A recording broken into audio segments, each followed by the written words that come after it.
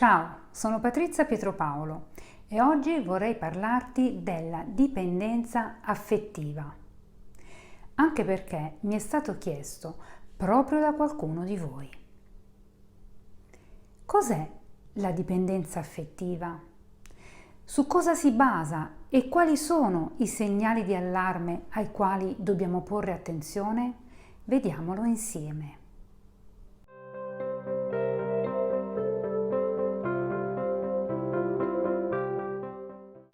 Parliamo di dipendenza affettiva quando una persona è felice solo perché ha una persona particolare accanto e quindi annulla se stessa nella speranza, tra l'altro infondata, che tutti i suoi problemi siano risolti dall'altro. La fiducia in se stessi, l'autostima, il sentirsi bene dipendono dunque da un'altra persona, dall'altra componente della coppia. In pratica, la persona affetta da questa problematica psicologica finisce per avere la sensazione di non poter far nulla da sola e di non potersi realizzare senza l'altro, finendo per essere disposta a sacrificare se stessa, la propria personalità, la propria indipendenza sull'altare del mantenimento di questo rapporto. Alla base di tutto questo c'è la paura di essere abbandonati, di rimanere da soli, paura che spesso trae origine dalle ferite affettive sofferte in precedenza, spesso nell'infanzia, per cui si instaura un meccanismo perverso che porta a vedere l'altro non per quello che è veramente, cioè una persona con le sue debolezze e i suoi difetti, ma come una specie di salvatore senza il quale non si può arrivare ad essere felici e completi, finendo per annullarsi pur di mantenere viva questa illusione.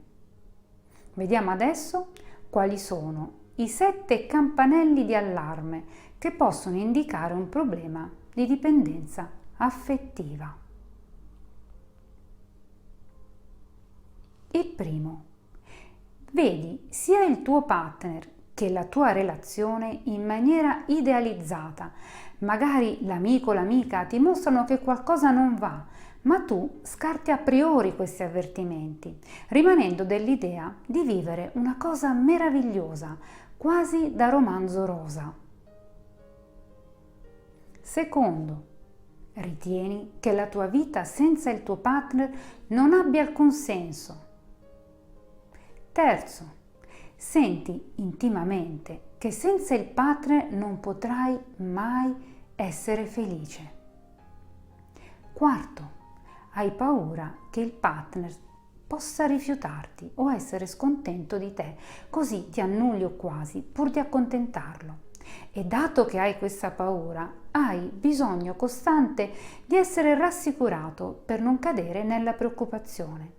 Così finisci per vedere segnali di affetto anche in quegli atteggiamenti che tutto sono meno che affettivi. Per esempio, controlla le mie telefonate perché ci tiene a me e non vuole che magari io faccia amicizie sbagliate, oppure non vuole che mi metto la minigonna perché gli altri non mi devono guardare, lui mi ama e non vuole dividermi con nessuno, neanche con lo sguardo. Un'altra cosa che puoi fare poi è assillare il partner con domande che mirano ad ottenere la sua rassicurazione e della quale tu hai bisogno. Mi ami? Ti va davvero di stare con me? Non è che ti sto annoiando?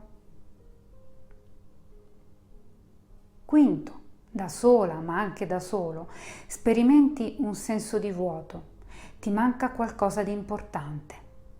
Quando non sei con il tuo partner ti sale l'ansia, ma l'ansia arriva anche quando, ad esempio, ti aspetti che ti telefoni o ti mandi un messaggio e invece non lo fa.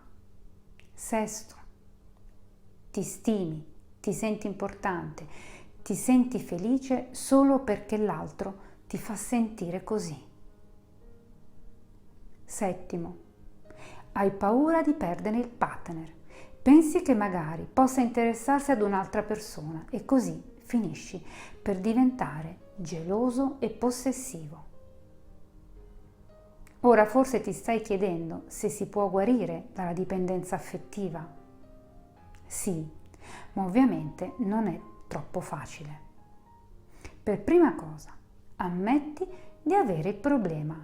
Questo è già il primo passo verso la soluzione.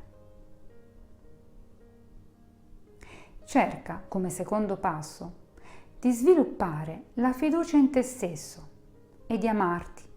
La tua felicità è una tua responsabilità e dipende principalmente da te.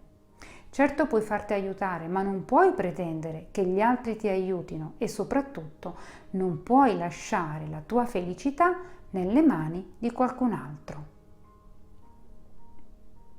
Scrivi con sincerità come sono andate poi le tue relazioni passate. Cosa non ha funzionato? Questo non deve diventare un esercizio in cui però dai solo la colpa all'altro, ma un modo per capirti e per migliorarti.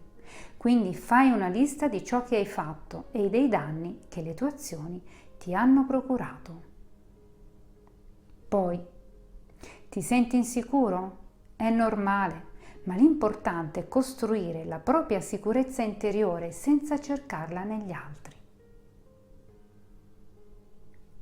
Altra cosa, non idealizzare troppo l'altro, non ignorare i suoi tratti negativi per valorizzare invece solo quelli positivi. Nessuno è totalmente positivo. Guarda l'altro con un occhio critico, ma anche comprensivo. Ne avrai così una visione reale o almeno realistica e non idealizzata. Ricordati sempre che sei importante e che anche i tuoi bisogni emotivi lo sono. Impara a riconoscere le tue emozioni e a dare loro il giusto valore. Se non bisogna farsi travolgere dalle emozioni, non bisogna però nemmeno ignorarle, fanno parte di te e meritano di essere comprese e, perché no, anche condivise. Quindi la parola chiave è ascoltati. Vivi poi nel presente, soprattutto pensa al presente. Rimurginare sul passato è non solo inutile, ma anche dannoso. Non sei impegnato in una relazione? Non è una tragedia, anzi, approfitta di questo momento, breve o lungo che sia, per concentrarti su te stesso. Non metterti subito alla ricerca di un nuovo partner che probabilmente definirai nei tuoi pensieri l'anima gemella o l'amore della mia vita, ma prenditi una pausa e prova a ritrovare te stesso in una salutare solitudine che ti permetterà di evidenziare quali siano le tue effettive priorità emozionali. In altre parole, impara a stare da solo e scopri come possa essere piacevole essere emotivamente indipendenti. Forza, puoi farcela. A presto, ciao!